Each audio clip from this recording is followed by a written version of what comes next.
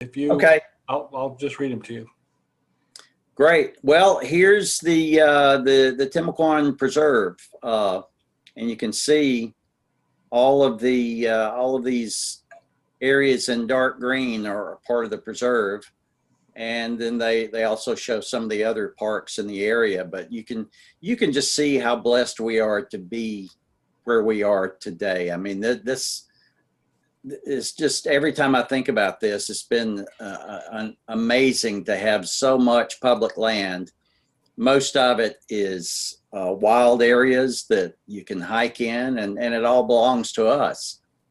And it's you know, if you're a photographer and you think you don't have anything to do, you do. You really do. You can get out early before it gets hot. Take sunscreen. Take bug spray. Take rain gear, and you'll have a good time. All right. So I'm going to start at Big Talbot Island here. Yeah, good idea. Probably my favorite place to photograph. This was shot a few years ago. Unfortunately, this tree is no longer there. I think Hurricane Matthew got it, I believe. But this was one of my favorite spots. This was kind of on the south end of the island. This little stand of trees is still there. I was there this weekend, and it was still hanging in there. And the cool thing about Talbot is I always try to get there before the sun comes up, and you can get the moon coming up, as you can see over the trees here, and you hang around a little bit and then you can get the sunrise. So since these are about the only trees left, I've you know, every time I go out there, I try to make the most of it. And but the thing about Big Talbot is, a lot of places in Florida, it changes every single time you go out there. It's different every time, which kind of adds to the challenge. This was shot several years ago, almost 20 years ago. Is that film or digital? No, it was early digital. It was a Nikon D1X. That was the high quality digital camera Nikon had, and it had 5.5 megapixels. High quality. And here's the tree that no longer exists there anymore.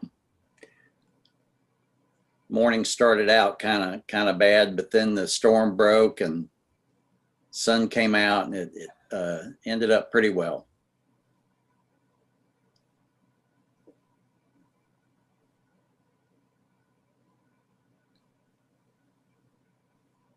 So the trees are fascinating, but you got other things you can photograph at Big Talbot, the Black Rock area. You can sometimes make a composition out of that. There's the inland areas too are fascinating, given the right lighting conditions. But what I normally do, my typical mode I get into at Big Talbot, is to hit the beach early. Unless it looks like there's not going to be a sunrise, then you can hit the woods. But I usually hit the beach for the sunrise, and then kind of make my way back into the woods after the sun gets up a little bit.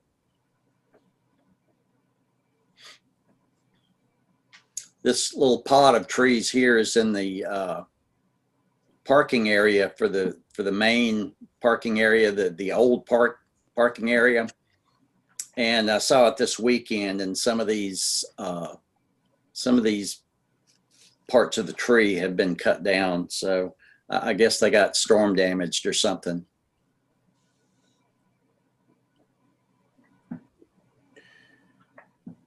And this image was taken when I got lost on the island. So sometimes getting lost is not a bad thing. I do have a question in the Yes. When you had the tree on the in the foreground, back on the, I think it was back on the excuse me, back on the beach. How'd you get the foreground and the long range view in focus? Which image? Max, which one was it? Was that one? It was the one that you took 20 years ago with the old Nikon. Oh, yeah. That one. Yes. Yeah, that one. I don't know. Shooting at probably f11 or 16, focusing about a third of the way in. And the thing about the old cameras is that they're only 5.5 megapixels. So if the image is out of focus in the background, you don't notice it as much. You know, you could, with the old cameras, you could get away with a lot more because you just didn't have that really fine detail that you have now. But, you know, online, you know, for a slideshow, any camera is going to look okay like this, you know. So the older lenses probably didn't have all the tech in them, so they're probably more just pure glass back then, weren't they? they were, but they were designed for film. And the one thing that I discovered with when we started going to digital is that a lot of the wide angle lenses Nikon was making back in the old days, the rear element was very small. And that caused all kinds of aberrations in your images because the light, the pixels in the camera, or sensors, I guess, in the camera, need light more straight on. And when they're coming at such an angle like that, you have difficulties with the image. So Nikon finally started making better lenses for digital application. And if you'll notice, most of the wide angle, especially lenses now for Nikon or any digital camera, the rear elements are fairly large now. Gotcha. Some of the old wide angle lenses were tiny little pieces of glass in the rear element closest to the film. The other thing that just appeared in the chat is if you have an image that you use a special technique or a setting on, if you could elaborate a little bit on that, that would be helpful too.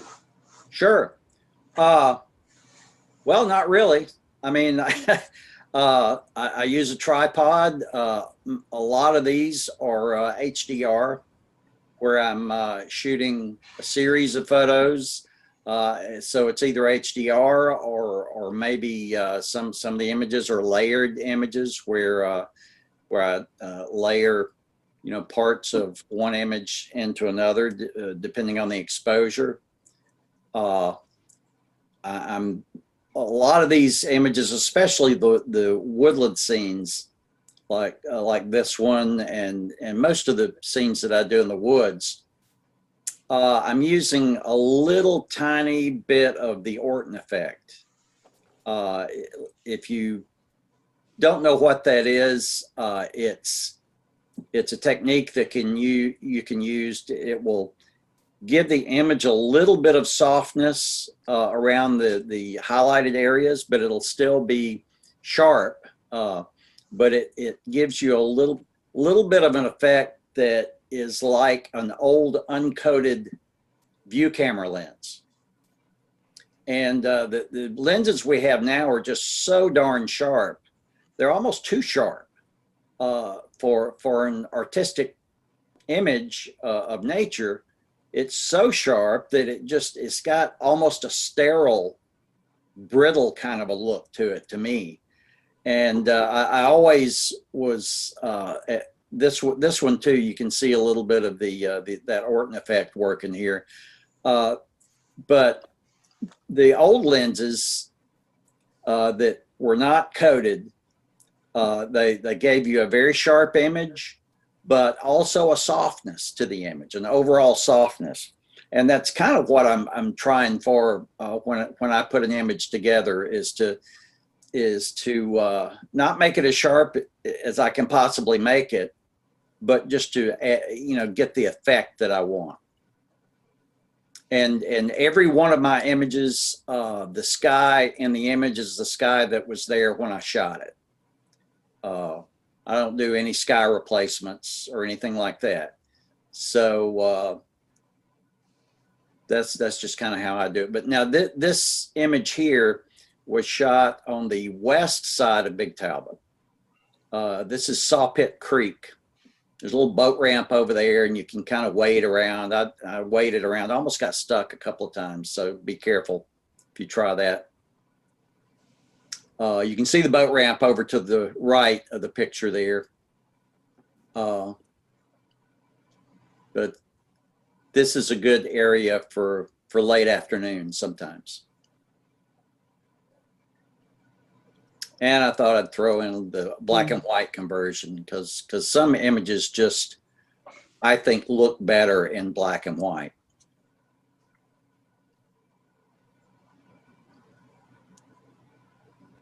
And this is a good image for Halloween.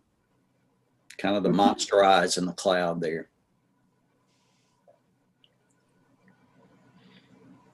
And then you've got the bird viewing area too, that's pretty cool. This was very late in the afternoon with the sun behind me. I normally like to shoot my my landscape images into the sun whenever I can, but it's a little bit different with birds.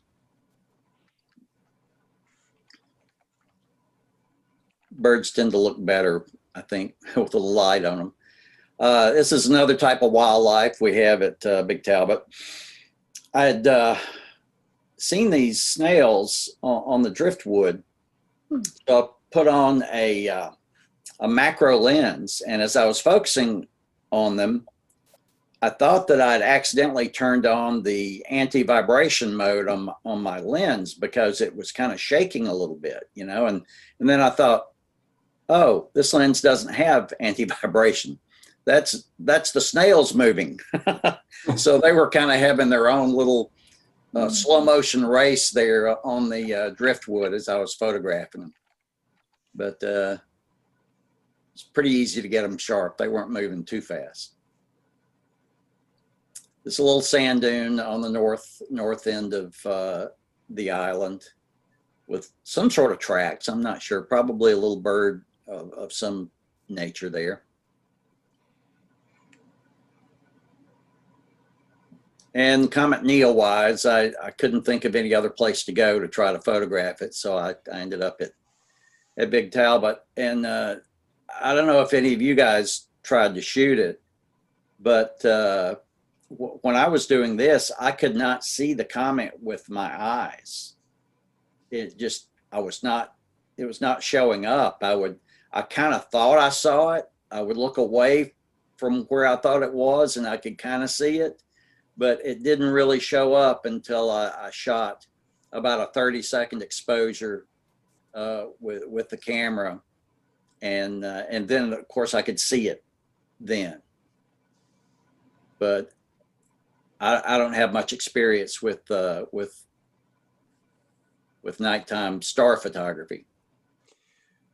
We did have another question about some of your landscapes, about shooting into the sun versus sun at your back. Do you have a preference on that, or what do you typically do? Well, the areas that I go, I kind of have it in my mind that Big Talbot especially is a morning location for me. Because I like to get the sun coming up over the ocean, and then I continue to shoot into the sun as much as I can. If there's no clouds to help you out, then there's a couple of images I had here where I would block part of the sun with a piece of driftwood or something. Clouds help out too. I just think that I like the look of backlight better. Backlight, side light, to me, for the most part, is a lot more interesting than front light. So now that's not to say that I've never been to Big Talbot in the afternoon, because I sure have, and it can work any time of day except for midday. Don't go at midday. Now you said you did some HDR. Do you ever do any focus stacking? Yes, sometimes. But most of the time I don't, especially if it's a wide angle picture. I don't really worry about it too much because if the far background in my landscape photo is slightly out of focus, nobody's going to notice that. You know, it's just, and to me, it looks a little more natural. And I got to admit, I'm kind of lazy about that anyway. So I really haven't figured out how to do a focus stacked HDR image. Maybe there's a way to do it, but it's a little too much for me to be thinking about when I'm out trying to find the composition. So. And when you do HDR, how many images and stops do you typically take? Well, it depends. Back when I was shooting with a D700, which was a full frame 12 megapixel camera, I was shooting up to 9 images for a HDR. The camera I'm using now, it's a Nikon D850. It's got fantastic tonal range. So I'm just shooting 3 images usually on that and bracketing at two stop intervals. Okay. The old camera I was doing 1 stop intervals, but 2 stops, 3 images will usually take care of 99% of the stuff that I shoot.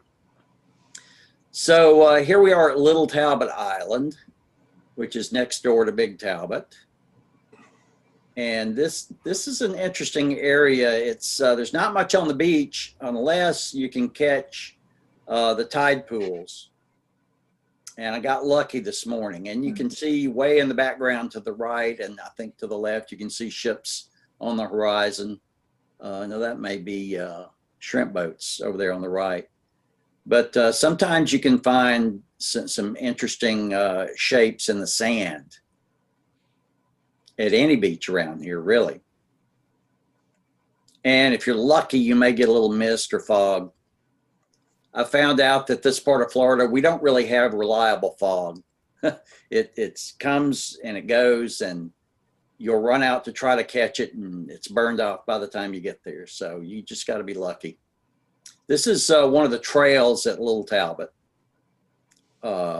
Some pretty nice trails. It's once you get up into the woods, though, as you know, it's kind of hard to find the composition and all the chaos. Florida is so overgrown in the woods that it's really, really hard to find a composition you can make a decent image of. Now the beach is another matter. So this, you can work that for all it's worth and try to make something interesting from that. What was that lens that you used there? Here, Yeah. it's the 16 to 35 f4 Nikkor lens. Okay. And I can't remember if it was all the way to 16. It looks like it is, probably was. But no focus stacking here. Probably focused about 1/3 of the way in. Probably shooting at f11 or 16, something like that. Handheld or tripod? Oh, tripod. Big time tripod. That was an HDR image. And as is this one. So the thing about the D850 is it has an electronic shutter on it. So you don't even get the vibration of the shutter. You know, the mirror's up, you're on can't remember the term for looking at the image on the monitor that the camera's seeing. Live view is what Nikon calls it. So you're looking at live view, and I focus manually. You can zoom in on whatever you're trying to focus on and focus manually, and because you don't want your focus jumping around during your bracketed photos. And you just use Lightroom or Photoshop for HDR or some other software? No, I've got a program called Aurora that is really good. I really like it. It of all the programs I've used, it gives probably the most natural looking HDR. I hate fake looking HDR. So my goal is to get that image to look like my eye saw the scene when I was there. And camera still, even with the huge tonal ranges in cameras now, you still can't get the same tonal range that your eye sees. So you still gotta compensate for that if you're trying to get that gigantic range of tones that Mother Nature throws at you. So, but in the same token, I want the image to look as natural as possible. I don't want it to look manipulated, even though I manipulated the hell out of it. I don't want it to look that way. So, and I think sometimes I'm more successful at that than others, but that's at least my goal. That's what I try to do. So does everybody recognize this critter here? This was a famous visitor to Little Talbot Island a few years ago. Anybody get out there to photograph this guy? This was a snowy owl that apparently got lost and came to Florida. And I had been on vacation. It was in January, and I came into the office, and the reporter came up and says, "Hey, did you hear about the snowy owl at Little Talbot Island?" And I said, "Nah, that can't be right. Somebody's mistaken that. They misidentified the bird." And they said, "No, seriously, the Audubon is verified it." And I said, "Okay, but it's a big place. I don't know if I can find it, you know." So then another reporter comes up immediately after that and says, "Hey, did you hear about the snowy owl at Little Talbot?" And I'm rolling my eyes, and he said, "My wife and I went there Sunday, and we got pictures of it with our cell phones." So that kind of threw the gauntlet down to me, and I grabbed the long lens and told my editors what I was doing. And sure enough, there it was. It was there, and it was just kind of hanging out. They say it's a young female owl because of the colorations. So I started spending every day off I had at Big Talbot while the owl was still there at Little Talbot. I'm sorry. So it got to be a challenge to find it every day. So the technique that I started using on the way out there, I would call the ranger station and ask where the owl was, and they would say, "Well, it's parking lot 5. Park there, walk down the beach." And I said, "Okay, great, thanks." So I would do that. I would park. I'd walk down the beach until I saw this, and then I knew that I was in the right place, that the owl was out there. So it was kind of like a party. But unfortunately, during the day, the owl didn't do much. She just kind of sat there. And late in the afternoon, she would poop, and I learned that was a sign that she may fly. She may not, but she may fly. But you know she's not going to fly until she poops. So. And of course, you know, what are kids for? This guy's using his daughter for a tripod so he can take a picture through his binoculars. So yeah, it was. They say it was only the 3rd snowy owl to ever have been verified in the state of Florida. So pretty cool. So this is Cedar Point, It's another great place to go. This is on the site of an old fish camp that is on the south end of Black Hammock Island.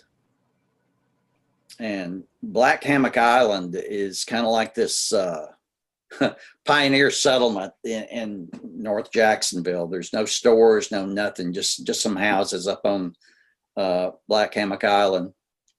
It's a cool place. Marsh for miles and miles.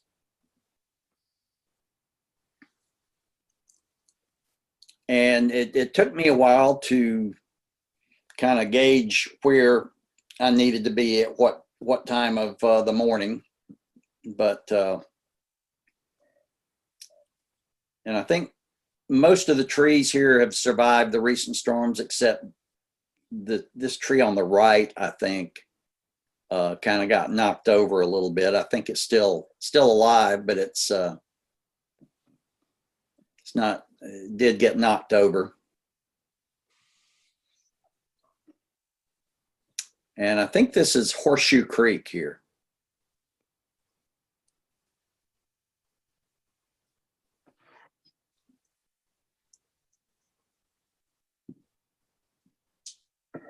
It's another case where the sun had already come up, so it was just too bright to not cover up some of the sun. So it just happened to work out that the spot I chose to cover the sun up with the tree just happened to frame the trees pretty well.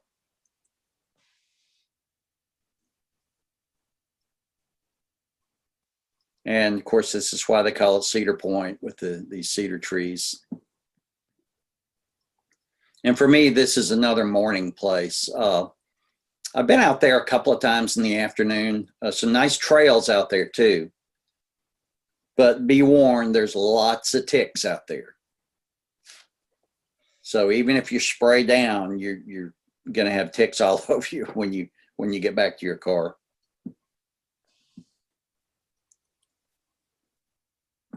There's remnants of an old plantation house there. I think it's called the Fitzpatrick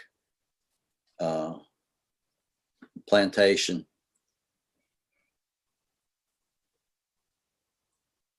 And the road, even the road is pretty cool. This is the very end of Cedar Point Road, and it just comes to a dead end right at the boat ramp and the park.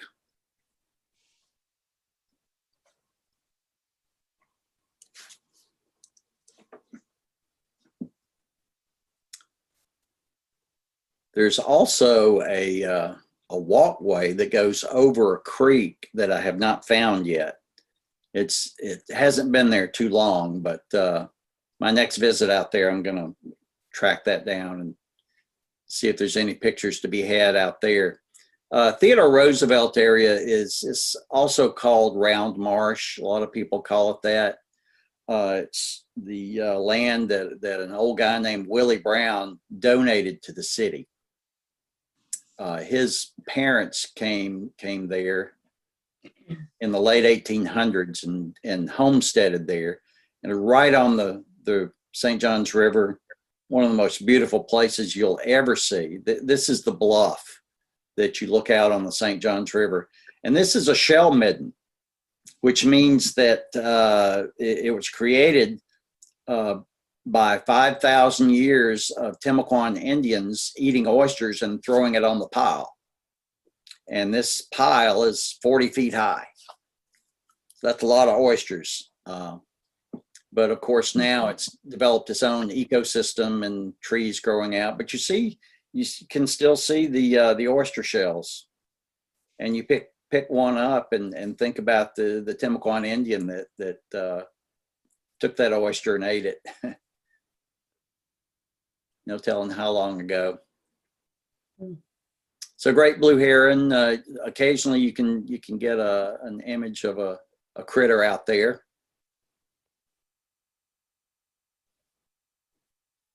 This is the trail down to the lookout. There's a really nice platform that they built that you can see this from.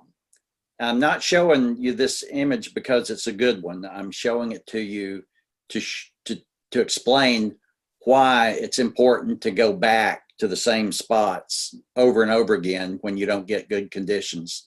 Dead grass, cloudy, bad light, just not a good picture at all. The next time, a few years later, I went back. I had about maybe 10 minutes of sun that popped through the clouds that I had to work with. But this is a lot better than the first one I got.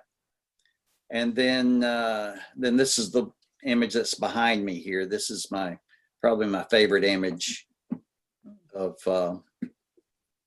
Round Marsh. I got really excited when I was up there. I got my camera set up and I see these clouds just kind of marching down the river, heading towards me, getting closer and closer. So I say this prayer a lot when I'm out there. The International Photographer's Prayer. It's, please God, don't let me screw this up. So I say that a lot. And this is this is the trail that comes down to the lookout here.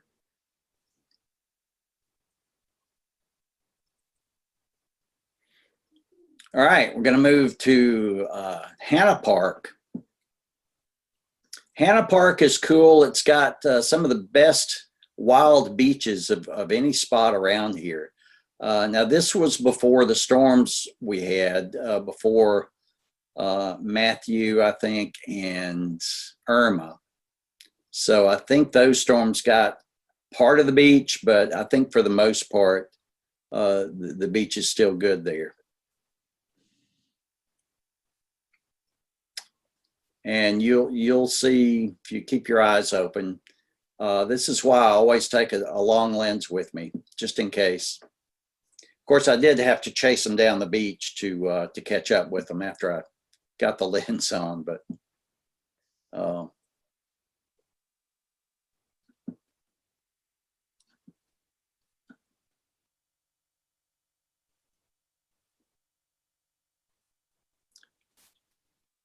and you've also got the turtle tracks when during the seasonal egg laying times.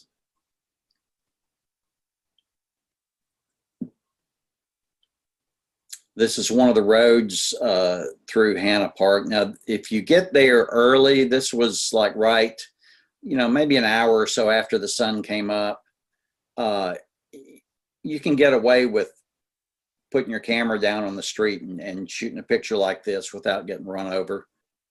Traffic goes pretty slow. And at that hour, there's not any traffic, so you can get away with it. All right, Seton Creek, which I think they kind of made that up, but because it's really Thomas Creek up there, but they already had the Thomas Creek Preserve, so they had to come up with something. So I'm not sure where they got Seton from, but I'm sure there's a reason. But it's kind of neat. Not many trees there. Doesn't look real tropical. Doesn't look real Florida-like. But it's pretty cool. And you can hike to these places here. This is Joel's Landing. Is that morning? Yes, this is right after sunrise.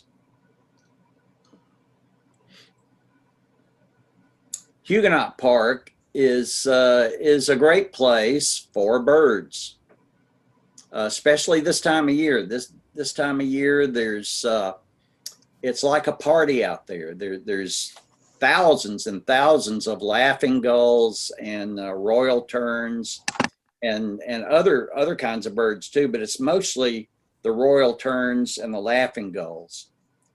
And it really is a party out there. I mean, it's just so loud, and it's a really interesting place to just go look and see what's going on there.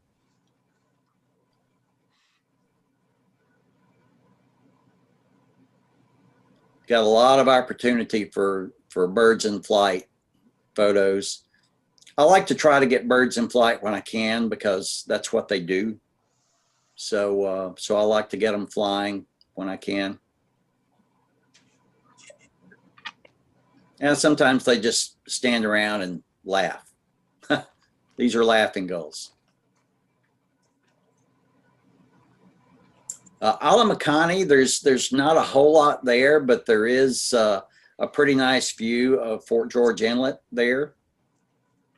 I'm pretty sure these trees were planted, but they're pretty. When you were doing the birds in flight on Huguenot, what were you using in terms of lens? I think I was using it was an old Sigma 120 to 300 zoom lens with a teleconverter, I think. So, and it did okay. It was a little slow autofocusing. The lens I have now, my personal lens, is it's the Nikon 200 to 500. It's a 5.6 lens, but I love it for birds because it's much lighter than the typical 500 f4 lens. So it's real good for hand holding. You almost have to hand hold a lens to photograph birds like this. And that's a good lens for it. It's very sharp, very fast focus. I've even photographed Jaguars games with that lens, and it's really nice having the zoom for the game. You can just shoot almost the whole game with one lens.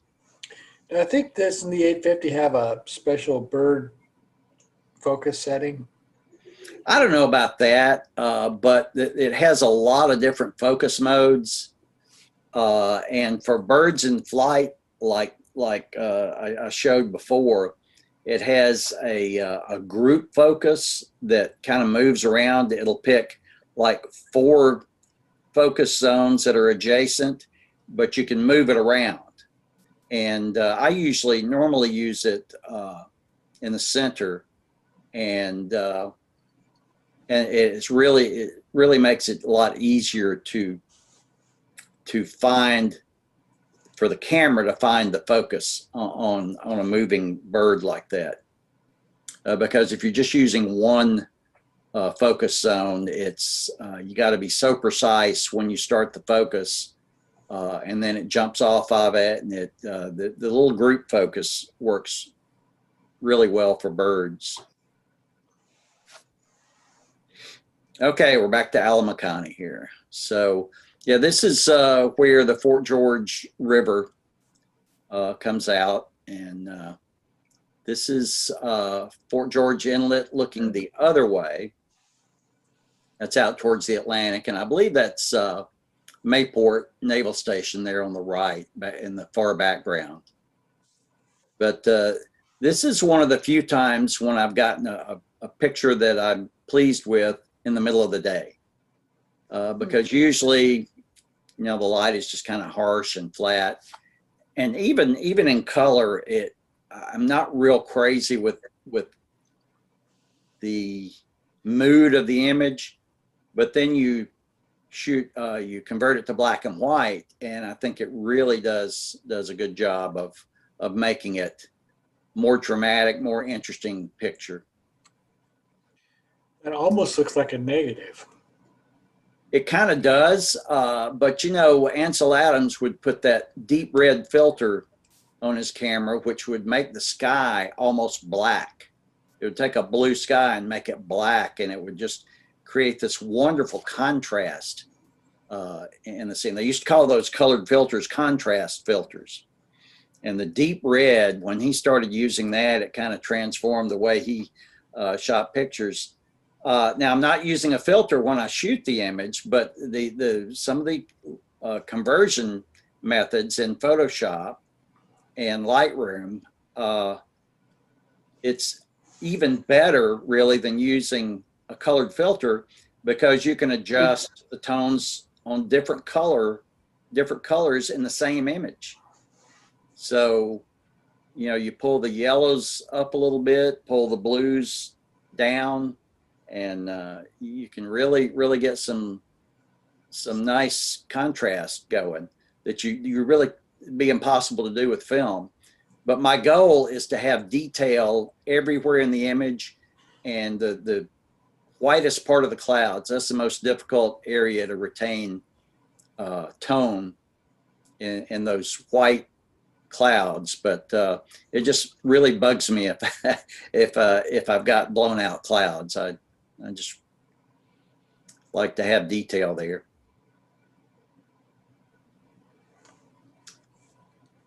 And I think this was with the Nikon 200 to 500. Spoonbill's chilling. And where was it? You know, this may not even be in the Timucuan, but it could be the Joe Carlucci boat ramp out there. But it's off of Hector Drive. So I kind of think of it as being a part of the Timucuan, even though officially it's not. This is a new area that they've got. Actually, it's not a new area, but they've got some new improvements to this area here. They've got some new trails, and you got a good view of the marsh here. This is at Tiger Point. This doesn't really have much to do with nature, but I think it tells a story in its own right. And this was just as the travel restrictions were coming off after COVID. So there's a lot of flying going on. This is another image. I tried to get out to this area. It was a real foggy morning. And so tried to get out there to get the fog. And of course it was gone by the time I got there. By this time it's midday, but it was back in, I think, February. So in the winter months, you can kind of get away with midday light because the sun is always fairly low on the horizon.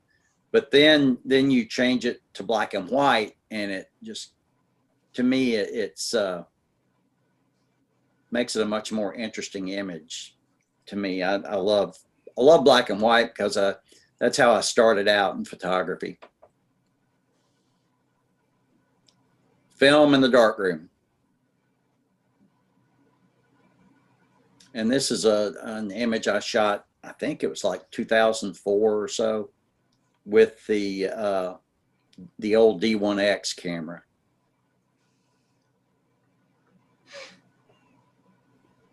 So that's it. That's all we got. So what was your black and white film go-to? Ilford, Kodak, what? Well, for nature, it was, I used the Ilford, I think it was FP4. That's the 100 speed. And of course I was using filters with that, the yellow filter, orange filter, red filter, whatever. So, but for newspaper use, of course, I worked for the Times-Union for 37 years. And if you haven't heard, I am retired now. Yay. December 1st was my last day. So I'm having a lot of fun and being as lazy as I possibly can. So I think it's going to be time to get up and start doing some things. But of course, newspaper, the typical newspaper film was Kodak Tri-X, 400 ASA, D76 developer, and you could shoot probably 90% of what you needed with that. And we would also shoot, some assignments would be color, which was color slide film, which we were shooting Kodak Ektachrome. Couldn't shoot Kodachrome because we couldn't process Kodachrome, but we had a color film processor at the Times-Union. And then we started getting a better deal from Fuji So we went to the Fuji film, and that was nice stuff. That was nice film. But when we started going to color negative film and shot that for many years, and we would scan that into a computer. And we didn't go completely digital until about 2001. That's when all the photographers, and back then we had a lot of photographers, believe it or not, but we all were issued 2 digital camera bodies and a laptop, and that just transformed what we could do. Because the biggest part of the day back in the old days was the biggest time constraint was your ability to get back to the newspaper, get your film processed, and get a print in before deadline. So you can imagine how freeing it was for us to be able to take a digital camera out and send from the field. That was just mind-blowing. So it's allowed us to stay at assignments a lot later and get better pictures, get them in, and then you didn't have to go into the office. You could just go home. It was definitely a change. We do have one question about the black and white conversion. How do you typically do that? Which software? Well, normally I'm using, by the time I get to that point, I've already got the image into Photoshop, and I've got adjustment layers on it. So what I will do is go ahead and use the black and white adjustment filter in Photoshop. And it does a really nice job. It's got sliders for all the different colors, and you can adjust the tones of probably 5 or 6 different colors. And, so do you exclusively use Photoshop, or do you use Lightroom also? You know, I don't use Lightroom that much. I use Camera Raw a lot, which is pretty much the same thing as Lightroom. Now, I've got some images that I use Lightroom for. I really don't like the filing constraints you have with Lightroom. I like to put my images in a folder, in different folders, and just go to the folders, and all this library stuff with Lightroom drives me crazy. So, and I guess that's the main reason I don't use it. I just get confused with it. Maybe if I used it more, I would figure it out, but I don't. We'll catch a beer sometime, and I'll talk to you about that. Because there you go. Yeah, maybe help me out. I'm an old darkroom guy too. I don't know how many thousands of rolls of pictures I've developed, and yeah, so I prefer Lightroom. We can talk about that over a beer sometime. Sure. Well, I'm using Camera Raw as a good starting point. I do basic corrections, and I'm using the filters in that, and the what do you call the little circle filter that you can change parts of the image, and that's really cool. But then I go into Photoshop and kind of finish it off there. All right, we're going to open it up now. Does anybody want to take your mute off and ask Will any questions? Should I take it off share now? When you're shooting birds in flight, are you doing it with manual? Manual exposure? Yes. No. I am using the automatic exposure, automatic autofocus, everything automatic, because you don't know where. I'm not speaking so much of focus. I'm speaking of exposure. Yeah, the exposure. Yeah, everything's automatic because you don't know where that bird's going to go, and I don't want to waste time fiddling with the camera exposure when it flies, from one field to another. I don't want to. You're going to miss shots doing that. So you let it. So you let it change both the f-stop and the ASA?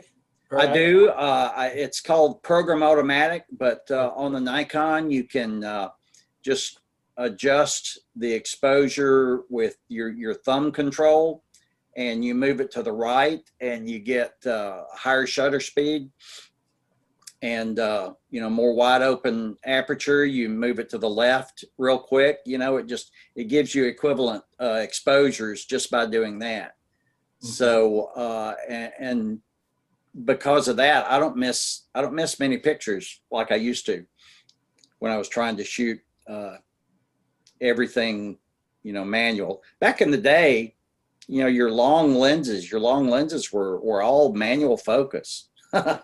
And that was quite a challenge. Mm-hmm. But I like the new stuff. I don't miss the darkroom at all. I hear everybody using Photoshop and Lightroom, and I've used the combination of Photoshop and On1. Has anybody else tried On1? I haven't tried On1, but they send me a lot of emails. That they do. Yeah. I've tried using On1, and I just have too much invested in Lightroom and Photoshop. It would be a whole new learning curve that I'm not ready to make the jump for. Yeah, I personally start in Lightroom and then bounce out to Photoshop or Topaz, depending on what I want to do. Yeah. Yeah, Topaz, it's got a lot of. Where can we get the map? This lovely Timucuan trail map. Well, I believe you can go to probably find it on Timucuan Parks, Timucuan Trail Parks, and somewhere on the website, I believe they have this map, and you can do a screenshot of it or print it out or whatever.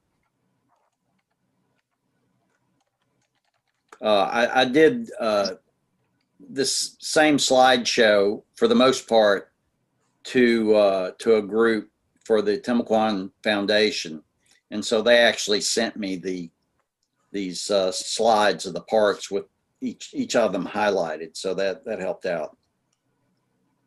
But you can find a lot of information. Another thing you can do is go to my website and go to the Timucuan Foundation section, and I put where I shot each image. So if you see a place you like, Google it, get maps to it, and go find it yourself. Go check it out. Because I've got a lot more different areas than just the ones. Well, maybe not a lot, but a few areas that were not in the slideshow that are there. I see that Dutton Island is on the list. I thought that was part of Atlantic Beach. I didn't realize it was part of the Timucuan Trail Park. And yeah, if you go there, Will, I mean, it's close to home for me, and I've been seeing a lot of warblers out there. I've had a lot of success with the little yellow warblers, pine warblers and prairie warblers out there. So if you happen to head out that way, you can keep your eye out for those little guys. Yeah, well, I've been out there before. It's a neat park, and I've been out there for the paper and for me a time or two.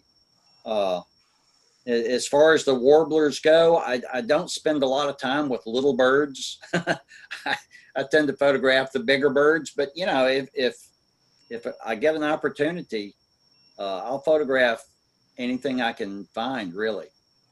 It's interesting. Did you know, Will, that your photo of that log that you took with the old cameras, the cover photo for the Big Tablet Island State Park on their website? Yeah. I donate a lot of images to the Timucuan Foundation and the Riverkeeper, and a few other organizations that if they're looking for photos, if it's a nonprofit agency, and I've done a lot of work with the Riverkeeper and Timucuan Foundation, and they're great people. They're looking after things for us. They're improving the parks all the time, and great people, and it's really kind of an honor to have them use my images on a lot of these things. I did put the link to the website for the parks in the chat. Great. I had a question for you, Will. Yeah. I appreciate all the views of the different areas you posted. I was wondering, do you ever run into a situation where, say you're shut out, like the park doesn't open till 8 or the trail doesn't open till 8? And also, how do you handle, without indicting yourself, of course, how do you handle walking through trails to get to some of these locations in the dark? Obviously, you carry a flashlight, but is there anything more to it than that? Not really. And most of the parks, you can, if there's a gate, you can usually, now I'm not condoning this because you may get a ticket, but a lot of the parks, you can just walk in.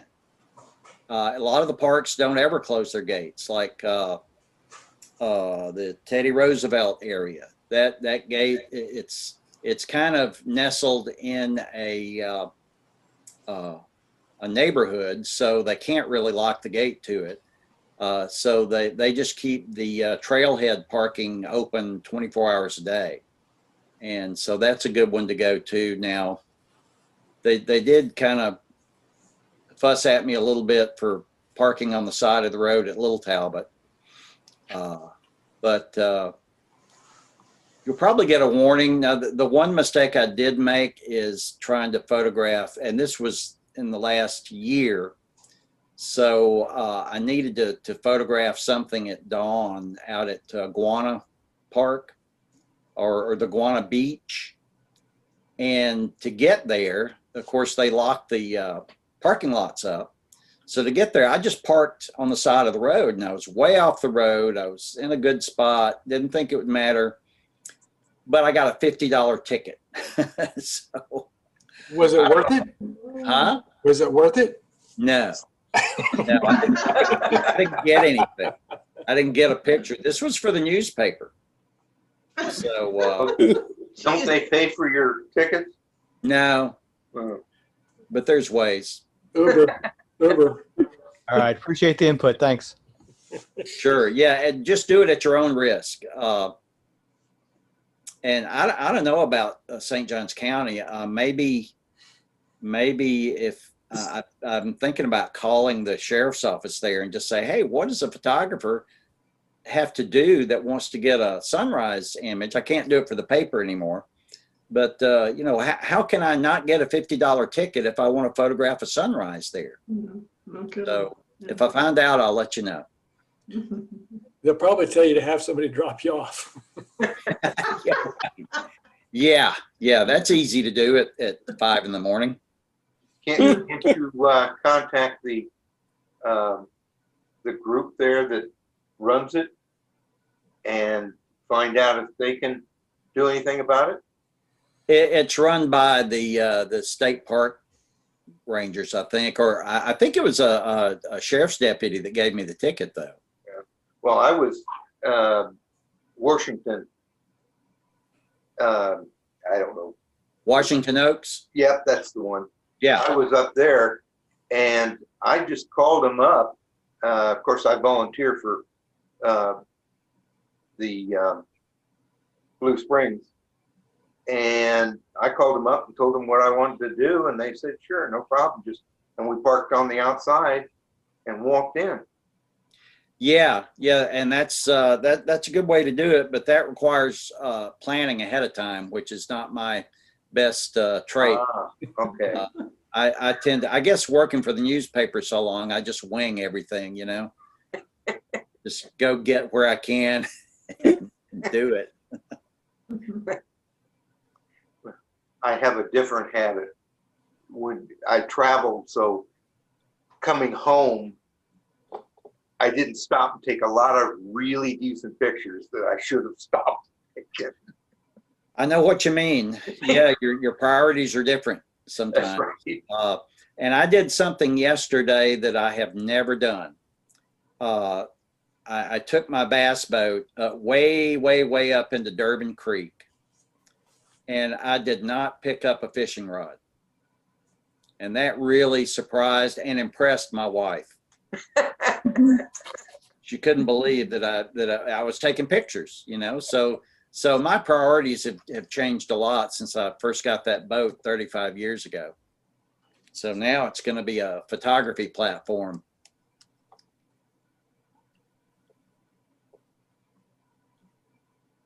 Photography is no longer your business. It's your pleasure. So, well, you know, it's still my business because I do still try to sell fine art images. So, you know, it's just my other business. It's been my other business for 30 years. Now it's my only business. I see. Okay. But it's still fun. I mean, you know, if you can get to take pictures for a living, there's nothing better than that. Well, I did portraiture for a long time, and now I'm doing what I want to do. There you go. Yeah. Well, being a photojournalist for 37 years at the Times-Union was the best job in the entire city. It didn't pay anything, but it was still, I mean, I got to do things that nobody else gets to do. And it was great, but it's nice to not have to do that anymore. Are there any full-time photojournalists left at the Times-Union? One, Bob Self. Okay. So when I left, they had I'd planned to retire like about this time, but they offered a buyout, and it was a pretty good buyout by newspaper standards, so I took it. So I'm still getting paid by the Times-Union. Oh, very good. Yeah, yeah. So I mean, it was great, and I loved working there. It was, the people are great. They you know, it's just been an amazing job for me all these years.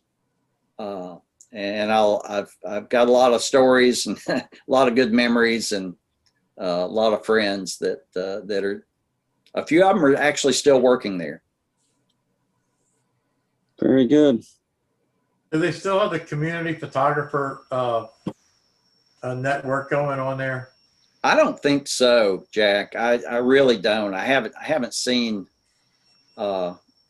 any evidence of that. They used to have probably 20 or 30 community photographers. That was, most of what they did was online and in photo galleries, but I don't think they're even doing that anymore. Yeah, I enjoyed working for them for a while as a community photographer, but I couldn't go full time because I was spending half my season or year out of state, so that sort of ended for me. But it was fun to be able to get credentials to go into the TPC and Jaguars games and so forth. And that, you know, they really didn't pay, but getting the credentials to be able to get into these events was really fun for me. Yeah, yeah, and it's you know, getting to do things like that. Of course, it's a lot better if you're getting paid to do it. But you know, it's you know, telling the story of your city through pictures is I don't know, it's a real privilege to be able to do that. Sure. Well, I just went to the website and I just can't find that map, and it's a lovely map, gives you a lot of good ideas. Can you help us with that somehow? I can try, sure.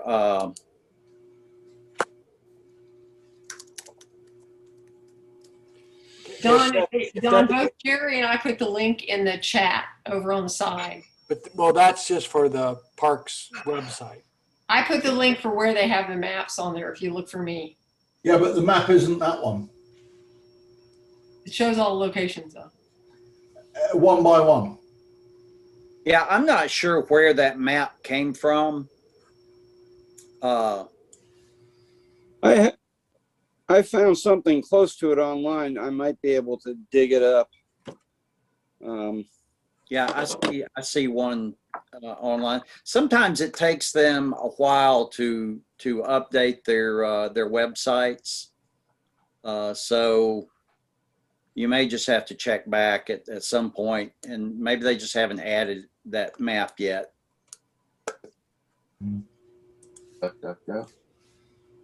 No. I'd just like to add, Will, hi, Will. Hi. Yeah, I remember meeting up with you at the Amelia Island Shrimp Festival back in 2009. Oh yeah. You Yeah, remember that? I do. I did a lot of those festivals. Right, okay. A lot of work. Right, and that was about the time that you had the first presentation with the club in 2009. And so thank you for sticking with us and presenting to us over the years. So it's been that long. Wow. I just looked it up and your first presentation was back in 2009. Are you talking about the one up in Fernandina?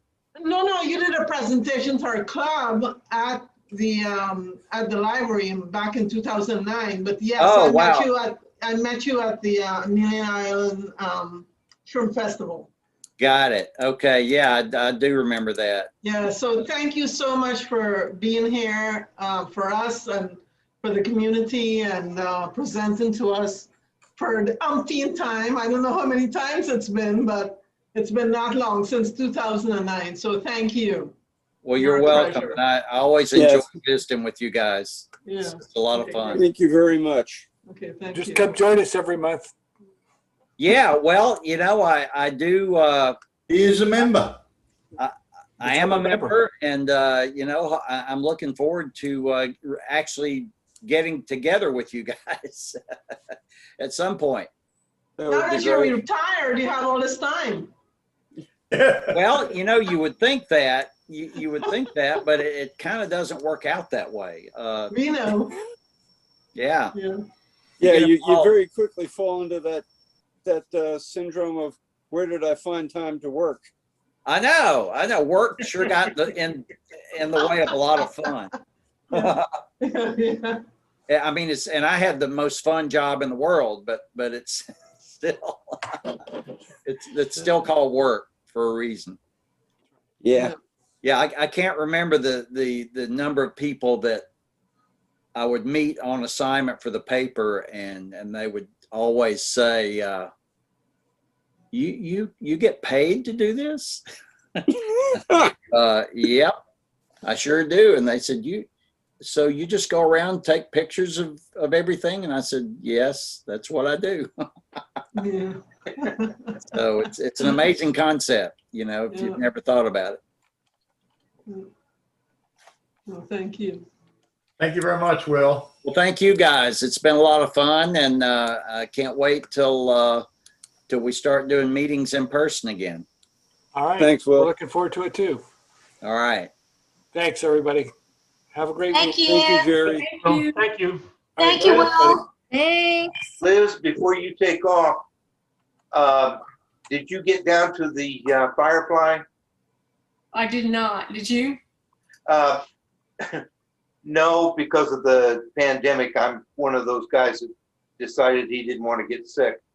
But they did have it this year, but it was very, very controlled, the number of people coming in. Well, we'll definitely get down there next year and we'll bring some buddies. Okay, that sounds Jerry, are you still on there? I am. Relative to that map, that the Timucuan Trails map, it's on there as a file, or I should say as a picture. Would you be able to extract that and just send that out? If you can show me where it is, yeah. Well, I'm just looking at it. It's one of the slideshow pics. Oh, JPEG 1. Pardon me?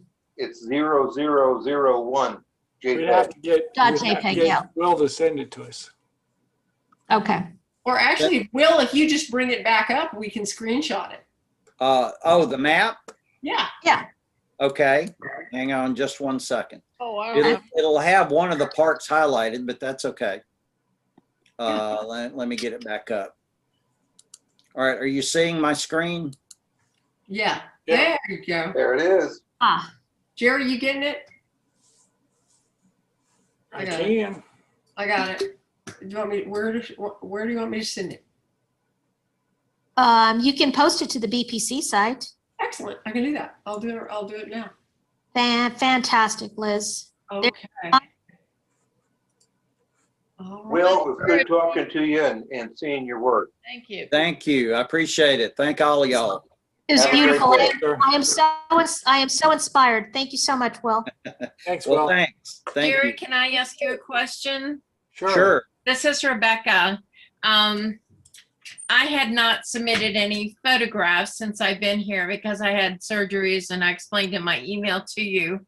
But I did submit pictures for the slideshow, but I didn't know where they were going to be shown. So I couldn't find anything on the website that explained it. So We were showing those at the beginning of the meeting. oh, well, I was like getting on because it took me at least 15 times to get on. It was just terrible. I have a brand new computer too. I tried it on my new one, and then it says that it doesn't support Safari. So, I mean, really? My Apple doesn't support Safari.